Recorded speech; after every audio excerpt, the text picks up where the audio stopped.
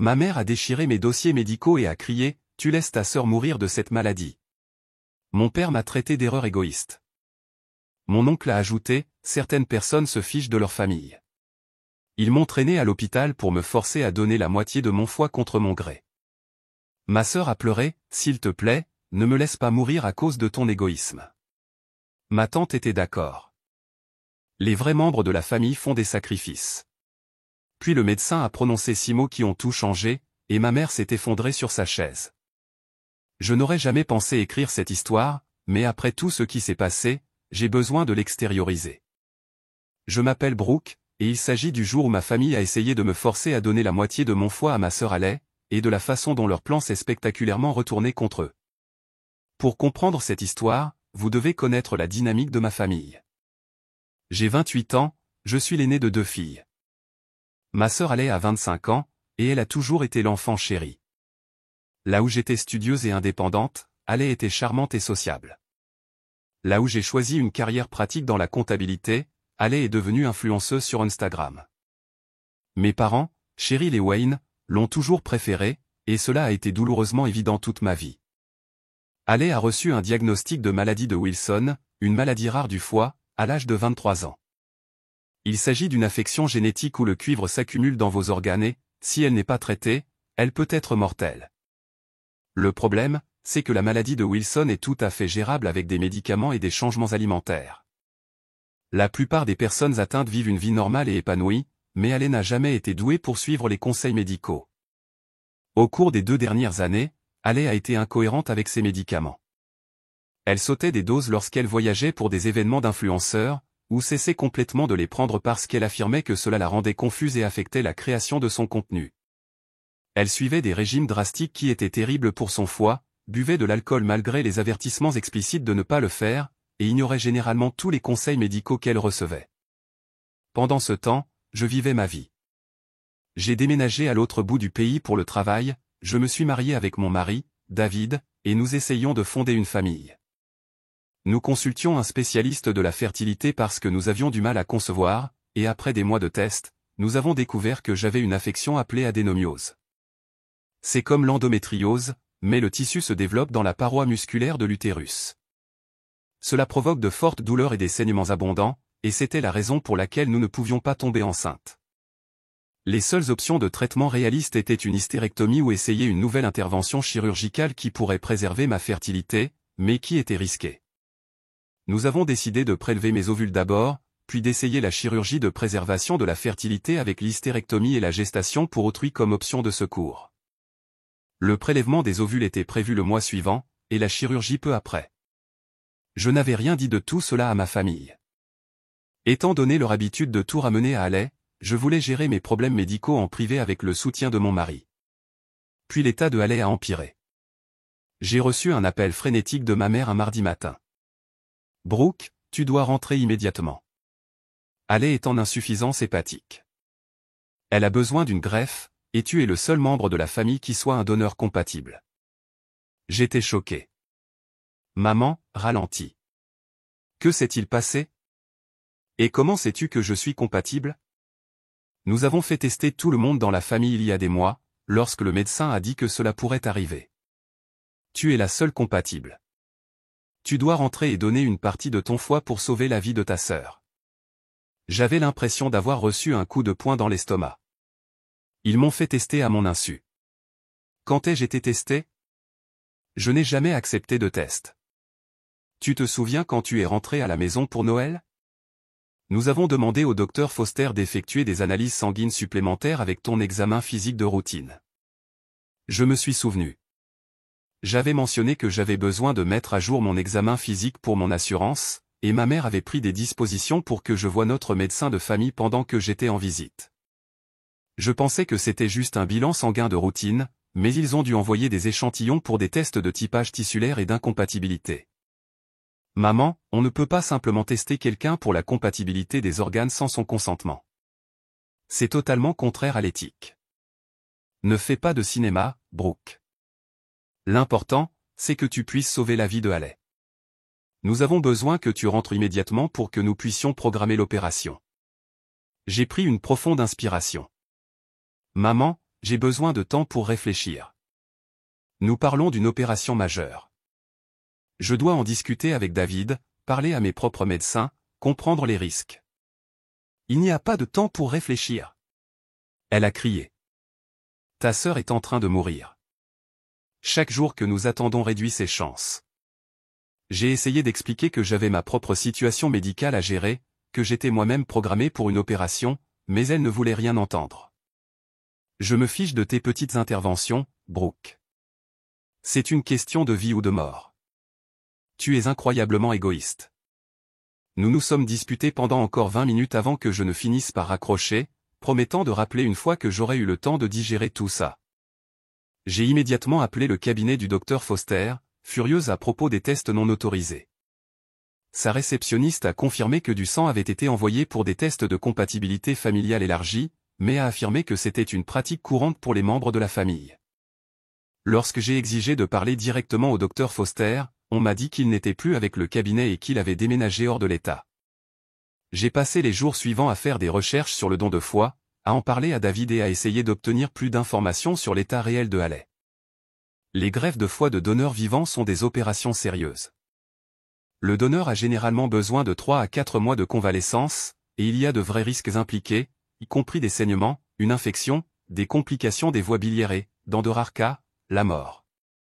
Étant donné ma propre situation médicale et les interventions prévues, donner une partie de mon foie signifierait reporter indéfiniment mon traitement. L'adénomiose empirait et ma fenêtre de fertilité était déjà étroite. Quand j'ai rappelé mes parents 3 jours plus tard pour expliquer ma décision d'attendre après mes propres interventions médicales, tout l'enfer s'est déchaîné. Tu laisses ta sœur mourir à cause d'une intervention non essentielle. Ma mère a crié. Maman, ce n'est pas non essentiel. J'ai un problème de santé grave qui doit être traité. Rien de ce que tu as n'est plus grave que ce à quoi Haley est confrontée. Elle pourrait mourir, Brooke. Mourir. Est-ce que tu comprends ça? Mon père a pris le téléphone. Brooke, j'ai honte de t'appeler ma fille en ce moment. Haley a toujours été là pour sa famille, et quand elle a le plus besoin de toi, tu l'abandonnes. Papa, je n'abandonne personne. J'ai juste besoin de prendre soin de ma propre santé d'abord. Alors il n'y a pas de ensuite, va-t-il crier. D'ici là, il pourrait être trop tard. La conversation s'est terminée avec mon père me traitant d'erreur égoïste et raccrochant. Au cours de la semaine suivante, j'ai été bombardé d'appels et de textos de membres de la famille élargie. Mon oncle Marc a appelé pour me dire que certaines personnes se fichent de leur famille. Ma tante Lisa m'a envoyé de longs textos sur le fait que les vrais membres de la famille font des sacrifices. Les messages sont devenus de plus en plus manipulateurs. Lisa m'envoyait des photos de Haley quand elle était plus jeune avec des légendes comme « Tu te souviens quand Haley t'a aidé avec tes demandes d'admission à l'université? Elle a toujours été là pour toi. » Marc a laissé des messages vocaux décrivant l'état de Haley dans les moindres détails, essayant de me faire culpabiliser de sa souffrance. Ma cousine Jennifer, la fille de Lisa, s'est même impliquée, m'envoyant des publications Instagram sur le don d'organes avec des émojis de visage qui pleurent. La famille avait clairement coordonné sa campagne de culpabilisation, se relayant pour me miner avec différentes approches. Mon téléphone vibrait constamment avec des notifications. Les discussions de groupe familial auxquelles j'avais oublié de participer sont soudainement devenues actives avec des discussions sur la loyauté familiale et le fait de faire ce qui est juste. Même des parents éloignés à qui je n'avais pas parlé depuis des années me contactaient soudainement pour partager leurs opinions sur mon devoir de sœur. La pression psychologique était immense. Chaque notification me nouait l'estomac, me demandant quelle nouvelle tactique de manipulation ils avaient déployée. Haley m'a appelé en pleurant, me suppliant de reconsidérer. S'il te plaît, ne me laisse pas mourir à cause de ton égoïsme, Brooke. J'ai peur, et j'ai besoin de ma grande sœur. C'était déchirant, mais j'ai tenu bon. J'ai expliqué à tous ceux qui voulaient bien écouter que je ne disais pas non pour toujours, mais que j'avais juste besoin de m'occuper de mes propres problèmes médicaux d'abord. L'opération pour l'adénomiose était prévue le mois suivant, et après la convalescence, nous pourrions revoir le don de foie, mais il ne voulait rien entendre. 2 semaines plus tard, j'ai reçu un appel m'informant que l'état de Haley s'était aggravé et qu'elle était hospitalisée. Ma mère m'a supplié de rentrer à la maison juste pour voir Haley, sans pression concernant l'opération. Contre mon meilleur jugement, j'ai pris l'avion pour rentrer chez moi. Dès l'instant où je suis entré dans la maison de mon enfance, j'ai su que j'avais commis une erreur. Mes parents, mon oncle Marc, ma tante Lisa et plusieurs amis de la famille étaient tous là, et l'atmosphère était tendue.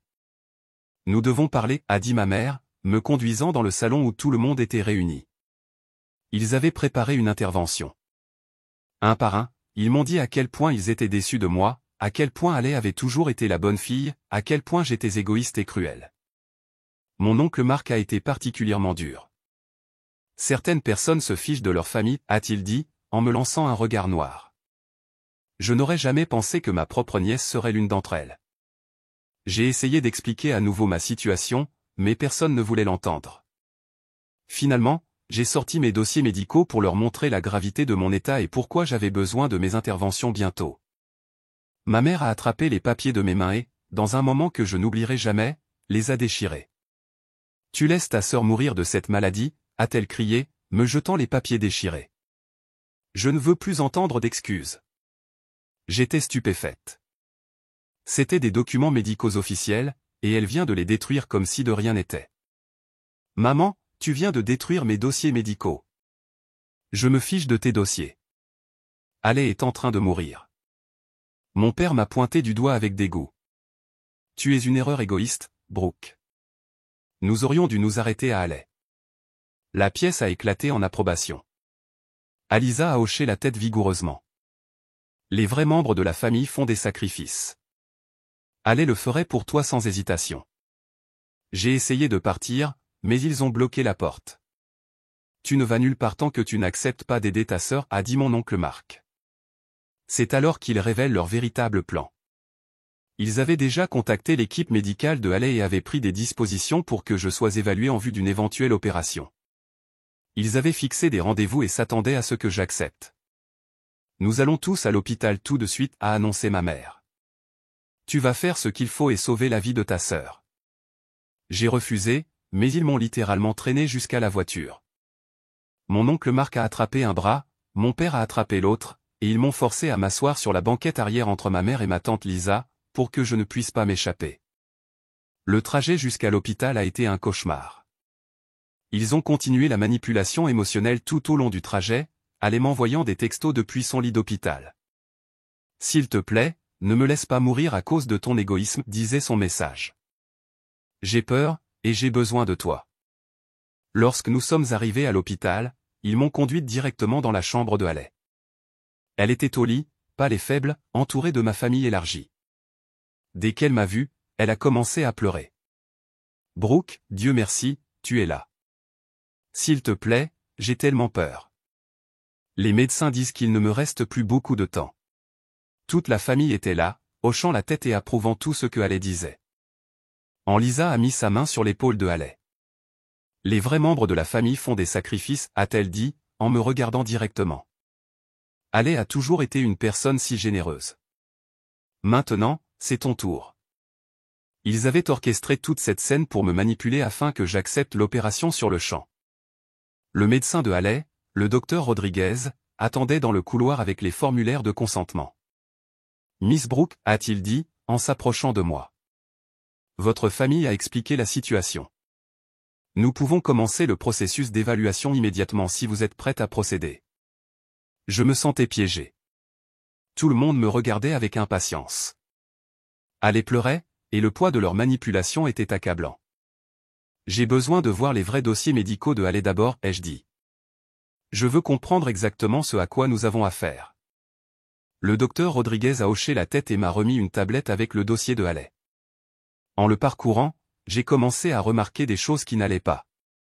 Les tests de la fonction hépatique de Alé étaient mauvais, mais ils n'étaient pas cohérents avec une insuffisance hépatique terminale. Ses taux de cuivre étaient élevés, mais pas aussi élevés qu'ils devraient l'être pour quelqu'un en insuffisance hépatique due à la maladie de Wilson. Plus important encore, il y avait des notes sur le non-respect des médicaments prescrits et la consommation continue d'alcool malgré les conseils médicaux. Docteur Rodriguez, ai-je dit, en levant les yeux de la tablette. Ces chiffres, ils ne ressemblent pas à ceux de quelqu'un en insuffisance hépatique terminale. Il avait l'air mal à l'aise. Eh bien, la maladie du foie peut être complexe. Mais d'après ce qui est écrit ici, Alé ne respecte pas ses médicaments depuis des mois et a continué à boire de l'alcool. Le respect des médicaments et l'arrêt de la consommation d'alcool n'améliorerait-il pas considérablement son état? La pièce est devenue silencieuse. Le docteur Rodriguez a jeté un coup d'œil nerveux à ma famille. Miss Brooke, bien que le respect soit certainement important, nous pensons que la greffe est la meilleure option à ce stade. J'ai continué à lire. Quelque chose d'autre a attiré mon attention. Il est écrit ici que Haley a été évaluée pour la liste de greffe, mais qu'elle a été refusée. Pourquoi a-t-elle été refusée? Le docteur Rodriguez avait l'air encore plus mal à l'aise. Il y avait des inquiétudes quant à sa capacité à maintenir le régime post-greffe. Quel genre d'inquiétude? Il a dit, les patients qui ne respectent pas leurs soins pré-greffe sont souvent considérés comme présentant un risque élevé de complications post-greffe. Le comité de greffe a estimé que Haley devait faire preuve d'un meilleur respect avant d'être inscrite. J'avais l'impression d'avoir été heurté par un camion. Alors, Haley ne peut pas être inscrite sur la liste officielle des greffes parce qu'elle ne prend pas ses médicaments ou ne cesse pas de boire, mais vous voulez que je lui donne une partie de mon foie. Ma famille a commencé à parler en même temps, essayant de s'expliquer, mais j'ai levé la main. Docteur Rodriguez, si Haley commençait à prendre ses médicaments de manière cohérente et cessait de boire, quel serait son pronostic? Il est resté silencieux pendant un long moment. La maladie de Wilson est très gérable avec un traitement approprié. De nombreux patients vivent une vie normale avec le respect des médicaments et des modifications du mode de vie. Et si elle recevait une greffe du foie, mais continuait à ne pas respecter les médicaments, la greffe échouerait probablement en quelques années. La pièce était silencieuse comme une tombe. J'ai regardé autour de moi ma famille, qui évitait tout contact visuel. Alors, laissez-moi bien comprendre, ai-je dit lentement. Haley a une affection gérable qu'elle choisit de ne pas gérer correctement. Elle ne peut pas être inscrite sur la liste officielle des greffes à cause de son non-respect. Mais vous voulez tous que je subisse une opération majeure pour lui donner une partie de mon foie, sachant que si elle ne change pas de comportement, la greffe échouera de toute façon. Ma mère a essayé d'interrompre. Brooke, ce n'est pas aussi simple que ça. En fait, c'est aussi simple que ça, ai-je dit, en me levant. Vous m'avez tous menti. Haley ne meurt pas d'une progression de maladie inévitable. Elle se rend elle-même plus malade en ne suivant pas les conseils médicaux. Haley s'est mise à pleurer plus fort. Brooke, s'il te plaît. Je promets que je prendrai mieux mes médicaments.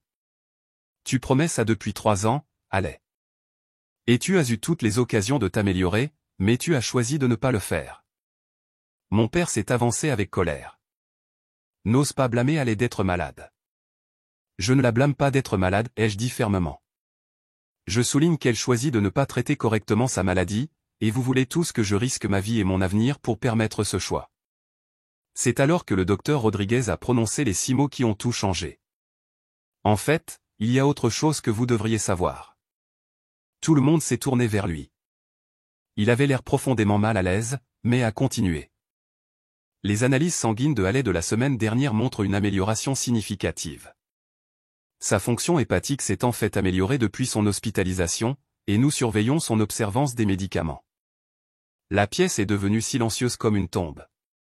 Que voulez-vous dire? Demanda ma mère faiblement. Je veux dire qu'avec le respect approprié des médicaments et l'absence d'alcool, la fonction hépatique de Haley s'améliore.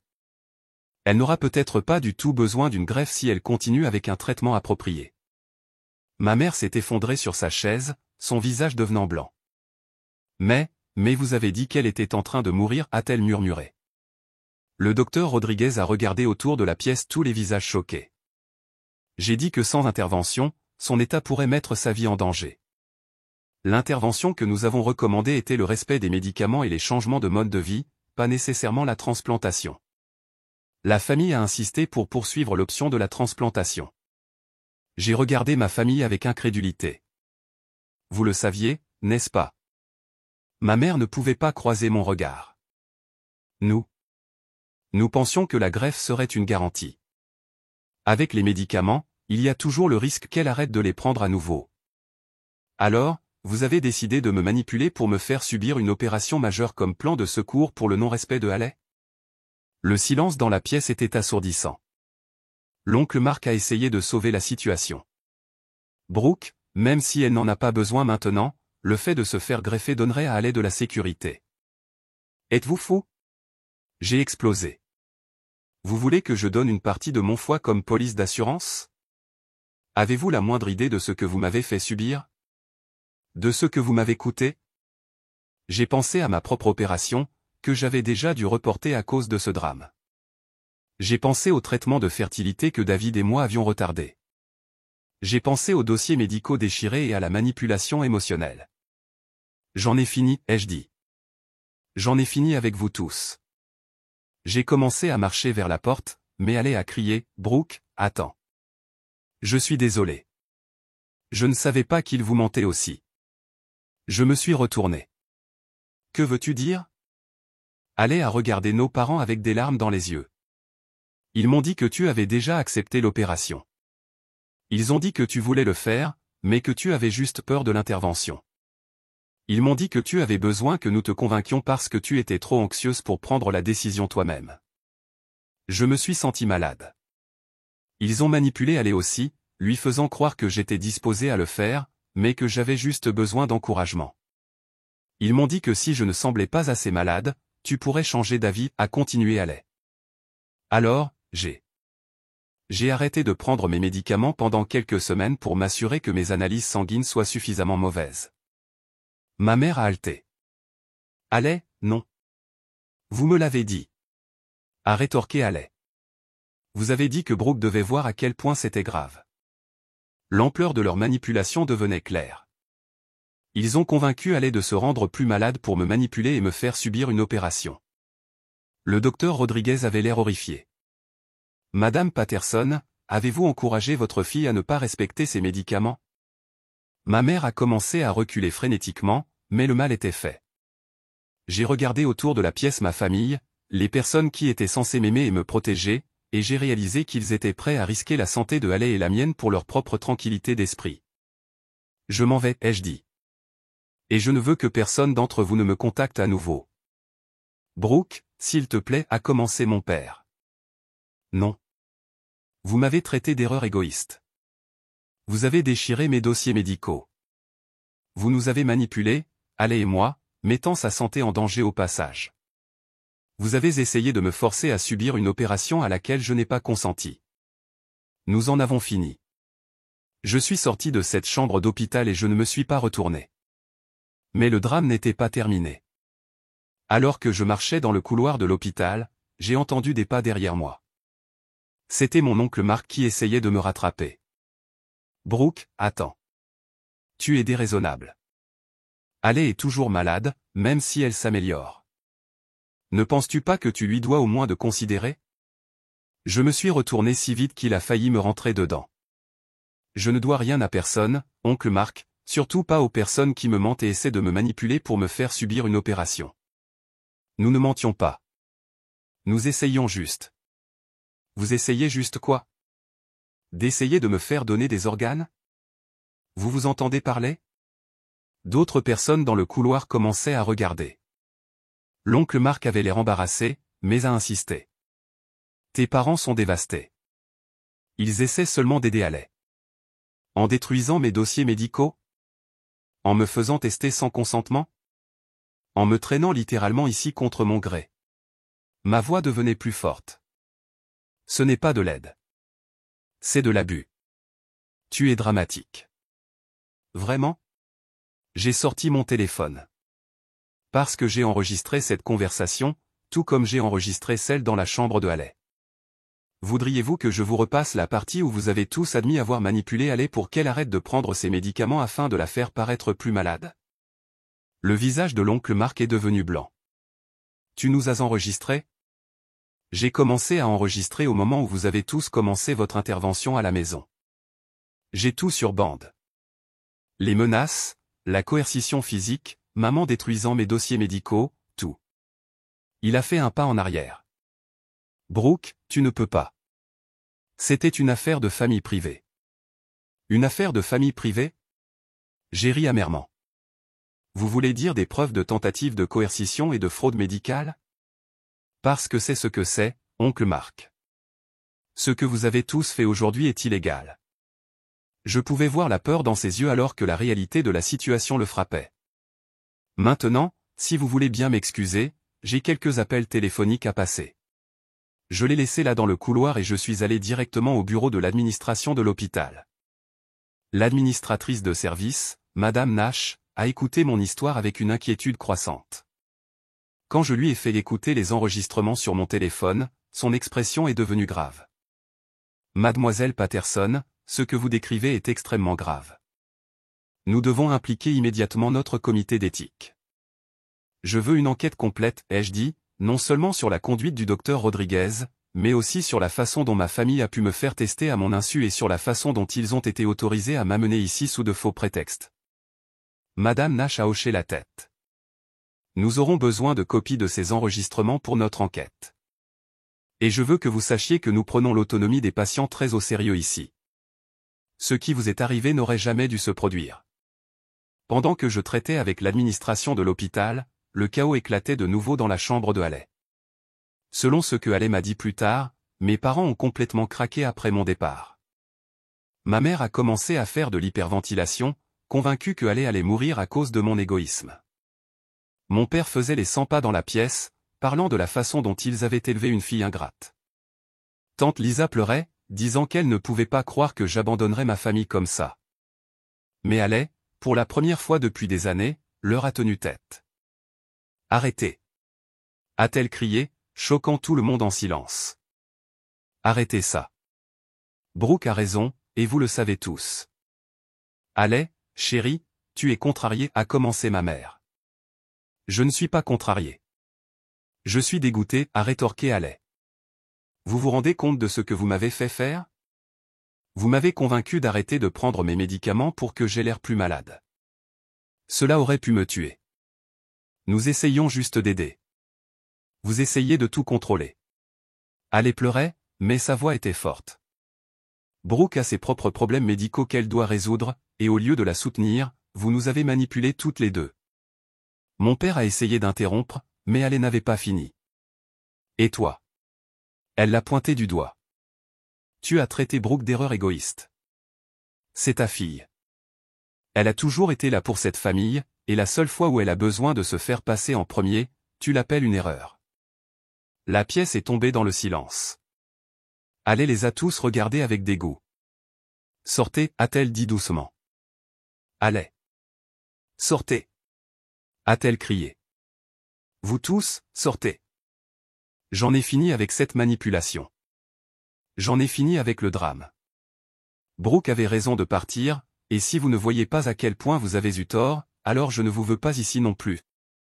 Le personnel de l'hôpital a dû intervenir lorsque mes parents ont refusé de partir volontairement. Ils ont été escortés hors des lieux après avoir causé une perturbation. Tante Lisa est partie seule, marmonnant que les deux filles étaient devenues ingrates. Pendant ce temps, j'étais dans le parking au téléphone avec David, lui racontant tout ce qui s'était passé. « Bon sang, Brooke, a-t-il dit quand j'ai fini. Tu vas bien ? As-tu besoin que je prenne l'avion pour te rejoindre ? Je vais bien, ai-je dit, bien que je ne sois pas sûr que ce soit vrai.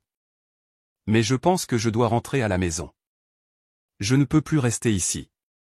Bien sûr, je vais te réserver un vol tout de suite. Et Brooke, je suis fier que tu te sois défendu. Ce qu'ils ont fait est inexcusable. Pendant que j'attendais mon taxi pour l'aéroport, j'ai reçu un appel d'un numéro local inconnu. C'était Haley. Brooke, s'il te plaît, ne raccroche pas. Je t'écoute. Je les ai tous mis à la porte. Maman, papa, oncle Marc, tout le monde. Je leur ai dit que ce qu'ils avaient fait était mal et que je ne voulais pas les revoir tant qu'ils ne se seraient pas excusés auprès de toi. J'étais surprise. Haley, tu n'as pas à choisir un camp. Il ne s'agit pas de choisir un camp, a-t-elle interrompu. Il s'agit du bien et du mal. Ils avaient tort, et j'avais tort d'être d'accord avec ça, même si je ne comprenais pas ce qui se passait réellement. Haley, non, laisse-moi finir. J'ai regardé mes vrais dossiers médicaux après ton départ. Ma fonction hépatique s'améliore depuis des semaines. Je me sens mieux. J'ai plus d'énergie. Mes analyses s'améliorent. Les médecins me le disent, mais maman et papa n'arrêtaient pas de dire que j'étais toujours en danger. Elle s'est arrêtée, et je pouvais l'entendre pleurer. Ils m'ont fait croire que j'étais en train de mourir pour que je les aide à te manipuler. Et j'avais tellement peur que j'ai fait ce qu'ils m'ont dit de faire. J'ai arrêté de prendre mes médicaments comme ils me l'ont suggéré, ce qui m'a fait me sentir plus mal, ce qui m'a fait avoir plus peur, ce qui m'a rendu plus disposé à faire tout ce qu'ils disaient. C'est de la manipulation typique, Allais. Ils ont utilisé ta peur contre nous deux. Je le sais maintenant. Et je sais que j'ai beaucoup de travail à faire pour aller mieux, pas seulement physiquement, mais aussi mentalement. Je suis dépendante de leur chaos et de leur drame depuis si longtemps que je ne sais même plus qui je suis sans ça. C'est une bonne prise de conscience à avoir. Brooke, je sais que je ne le mérite pas, mais penses-tu qu'un jour nous pourrions avoir une relation? Juste nous, sans qu'ils s'en mêlent? J'y ai réfléchi un instant. Je pense que c'est possible, Allais. Mais ça va prendre du temps, et ça va exiger que tu continues à suivre une thérapie et à prendre soin de toi. Je le ferai. Je te promets que je le ferai. Ne me le promets pas, Allais. Promets-le à toi-même. Les mois suivants ont été un tourbillon. L'enquête éthique de l'hôpital a conclu que le docteur Rodriguez avait violé plusieurs protocoles et normes professionnelles. Il a fait face à un examen formel par le conseil médical qui prendrait plusieurs mois à compléter. L'enquête a également révélé que le docteur Foster, le médecin de famille qui avait effectué les tests non autorisés, avait déjà fait l'objet de plaintes pour des problèmes éthiques similaires. Mes parents l'avaient spécifiquement recherché parce que d'autres médecins avaient refusé d'effectuer des tests de compatibilité sans consentement et protocole de conseil appropriés. J'ai consulté un avocat spécialisé dans les erreurs médicales au sujet des tests non autorisés et de la tentative de coercition. L'avocate, Patricia Williams, était horrifiée par ce qui s'était passé. Brooke, ce que ta famille a fait constitue une fraude médicale et potentiellement une agression, m'a-t-elle dit lors de notre consultation. Les tests non autorisés à eux seuls constituent une violation grave de tes droits. Quelles sont mes options? Tu peux porter plainte au pénal, au civil, ou les deux. Tu as des preuves claires de coercition et de fraude. Ces enregistrements que tu as faits sont accablants. J'y ai réfléchi pendant plusieurs jours. Une partie de moi voulait poursuivre toutes les voies légales disponibles pour leur faire payer ce qu'ils avaient fait, mais une autre partie de moi voulait juste en finir avec eux. Je veux leur envoyer une lettre de cessation et d'abstention, ai-je finalement décidé, quelque chose qui montre clairement que leur comportement était illégal et qu'ils doivent rester loin de moi. Mais je ne veux pas traîner ça devant les tribunaux pendant des années. Patricia a hoché la tête. C'est raisonnable. Parfois, la menace d'une action en justice suffit à faire en sorte que les gens reconsidèrent leur comportement. La lettre qu'elle a envoyée à ma famille était brutale et exhaustive. Elle détaillait toutes les lois qu'ils avaient potentiellement enfreintes, toutes les violations éthiques qu'ils avaient commises, et indiquait clairement que tout contact ultérieur avec moi entraînerait une action en justice immédiate. La lettre a également été envoyée à l'oncle Mark et à la tante Lisa, car ils avaient participé à la coercition physique et à la manipulation. La réponse a été rapide et prévisible. Mes parents ont engagé leur propre avocat qui a essayé de prétendre que tout ce qu'ils avaient fait était motivé par l'amour et le souci du bien-être de Allais. La réponse de Patricia a été concise, l'intention n'annule pas l'illégalité. Leurs actions constituent une fraude, une coercition et une agression, quelles que soient les motivations qu'ils invoquent. Pendant ce temps, Allais faisait de réels progrès. Elle a trouvé un thérapeute spécialisé dans les traumatismes familiaux et la manipulation, et elle apprenait à identifier et à résister aux schémas qui contrôlaient sa vie depuis si longtemps. Elle m'appelait régulièrement pour me tenir au courant de ses progrès, toujours respectueuse de mes limites et ne me poussant jamais à avoir plus de contacts que je n'étais à l'aise d'en avoir. Je commence à comprendre à quel point notre dynamique familiale était vraiment malsaine, m'a-t-elle dit lors d'un de nos appels. La thérapeute dit que maman et papa ont créé un système où la crise et le drame étaient les seuls moyens d'obtenir de l'attention et de l'amour. Ça a du sens, ai-je dit. J'ai toujours eu l'impression de devoir être parfaite et invisible, alors que tu devais être le centre d'attention et constamment avoir besoin d'être secouru. Exactement, et aucune de nous n'a jamais appris à simplement exister en tant que personne normale avec des problèmes normaux. Tout devait être une urgence de vie ou de mort. Allais a également partagé que nos parents l'appelaient constamment, essayant de la convaincre de me faire revenir dans la famille. Ils n'arrêtent pas de dire que tu es déraisonnable et que les familles sont censées se pardonner, m'a-t-elle dit. Qu'est-ce que tu leur dis? Je leur dis que le pardon exige la reconnaissance des méfaits et un véritable changement, et pas seulement le temps qui passe. Ils n'ont pas reconnu que ce qu'ils ont fait était mal, donc il n'y a rien à pardonner pour le moment. J'étais impressionné par la croissance de Allais. La sœur avec laquelle j'avais grandi n'aurait jamais été capable d'exprimer quelque chose comme ça, et encore moins de tenir tête à nos parents. Les suites ont été rapides et brutales. Je suis allé directement à l'administration de l'hôpital et j'ai signalé ce qui s'était passé. Le docteur Rodriguez a fait l'objet d'une enquête éthique pour son rôle dans la manipulation, et l'hôpital a dû procéder à un examen complet de ses procédures. J'ai consulté un avocat au sujet des tests non autorisés et de la tentative de me contraindre à subir une opération. Bien que nous ayons finalement décidé de ne pas engager d'action en justice, la lettre de l'avocat à ma famille a clairement indiqué que leur comportement avait franchi de graves lignes juridiques et éthiques.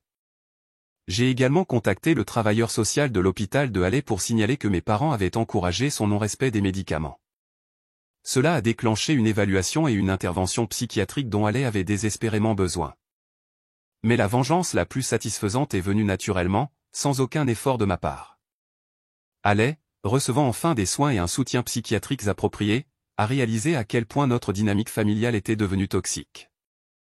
Elle a commencé à prendre ses médicaments de manière cohérente, a cessé de boire et a commencé une thérapie pour traiter les problèmes sous-jacents qui avaient conduit à son non-respect. En 3 mois, la fonction hépatique de Halle s'était considérablement améliorée. Elle n'avait pas du tout besoin d'une greffe. Pendant ce temps, mes parents ont dû faire face aux conséquences de leurs actes. La famille élargie a appris la vérité sur ce qui s'était passé, et la plupart d'entre eux ont été horrifiés. L'oncle Marc et la tante Lisa, qui avaient été si vocaux au sujet de la loyauté familiale, étaient dégoûtés d'apprendre qu'ils avaient été manipulés pour participer à un mensonge élaboré. Mes parents ont perdu le soutien de la plupart de la famille et ont dû faire face à de sérieuses questions sur leur jugement et leur éthique. Plusieurs membres de la famille ont complètement coupé le contact avec eux. Halle m'a appelé 6 mois plus tard pour s'excuser. Elle avait suivi une thérapie et avait enfin compris comment elle avait été manipulée et comment elle avait participé à ma manipulation. Nous avons eu une longue et difficile conversation, mais nous avons pu commencer à reconstruire notre relation lentement. Je suis tellement désolé, Brooke, a-t-elle dit, en pleurant au téléphone. J'avais tellement peur, et ils ont fait croire que tu étais la seule chose qui se dressait entre moi et la mort. Je ne comprenais pas qu'ils mentaient sur tout. Je sais, ai-je dit. Ils nous ont manipulés toutes les deux. Peux-tu me pardonner un jour? Il a fallu du temps, mais oui, j'ai pardonné à Halle. Elle était aussi une victime dans cette situation. Même si ses choix avaient contribué au problème, mes parents, cependant, je ne les ai jamais pardonnés. Ils ont essayé de me contacter à plusieurs reprises, en envoyant des lettres, en demandant à d'autres membres de la famille de m'appeler, en se présentant même une fois sur mon lieu de travail, mais j'ai tenu bon. Ils m'avaient montré exactement qui ils étaient et ce que je représentais pour eux, et je les ai crus. La touche finale est venue 1 an plus tard. David et moi avions réussi à terminer mon opération et à commencer des traitements de fertilité. Nous étions prudemment optimistes quant à nos chances d'avoir un bébé.